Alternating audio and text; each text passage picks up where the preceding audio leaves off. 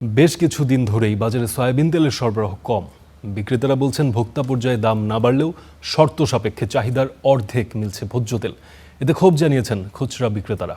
এদিকে ঈদের পর দাম কিছুটা কম থাকলেও সরবরাহ সংকটের অজুহাতে ফের বেড়েছে সোনালী ও দেশি মুরগির দাম।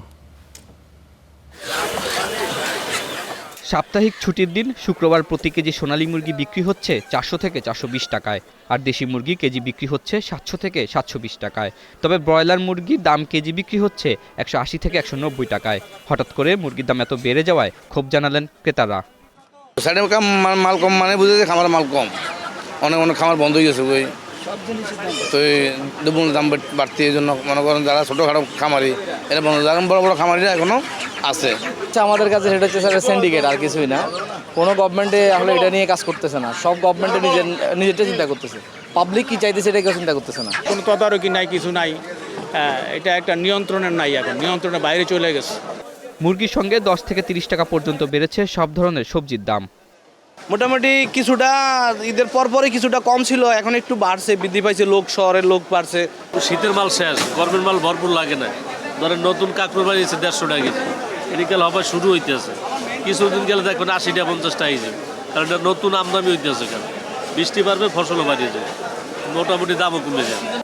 করলা, বরবটি ও ঝিঙে সহ গরমের বেশিরভাগ সবজি বিক্রি হচ্ছে কেজি প্রতি 80 থেকে 100 টাকায়, আর বাজারে নতুন আসা কাঁকরোল কেজিতে বিক্রি হচ্ছে 120 থেকে 150 টাকায়। এছাড়া সিজনের শেষের দিকে থাকা বেগুনের কেজি বিক্রি হচ্ছে 80 থেকে 100 টাকায়। শসা, টমেটো, ঢেঁড়স, পটল সহ বেশ কিছু সবজি বিক্রি হচ্ছে 60 থেকে 80 টাকা কেজিতে। সবকিছুর দাম অস্বাভাবিক বেড়ে যাওয়ায় হতাশা প্রকাশ করলেন ক্রেতারা। সাপ্লাইও আছে, কিন্তু তরকারি প্রচুর তরকারি আছে, কিন্তু বাজার একটু বেশি। সরকারি কই এই মুহূর্তে নজরদারি দেখতেছি না। কিনের সমর্থন আর কইও না, যারা একটু কামাই টামাই করে তারা নেয়, আর যারা খুঁজি খায় তারা সরে। মধ্যস্থলের মানুষের অনেক মুখ। সবজির দাম তো বাড়ছে। এই যে একটা জালি কিনছি 80 টাকা কইছি, আমি 70 টাকা দিই। এদিকে বেশ কিছুদিন ধরেই বাজারে সরবরাহ কম রয়েছে সয়াবিন তেলের। ভোক্তা পর্যায়ে দাম না বাড়লেও শর্ত সাপেক্ষে চাহিদার অর্ধেক তেল দিচ্ছে দু একটা কোম্পানি। আমাদের চাহিদা যা তার চেয়ে আমাদেরকে অর্ধেক কম দিচ্ছে তেল। আমার চাহিদা আছে দৈনিক 20 কার্টন 30 কার্টন, আমার দিচ্ছে 5 থেকে 10 কার্টন। তাও দুই একটা কোম্পানি দিচ্ছে, 4-5টা কোম্পানি, তিনটা কোম্পানি বন্ধ তেল, 2টা কোম্পানি তেল দিচ্ছে। তাও একটা কোম্পানি কি হচ্ছে এর সাথে সরষে তেলও দিচ্ছে। 10 কার্টন তেলের সাথে 2 কার্টন সরষের তেল, মানে 40 লিটার সরষের তেল নিতে হবে।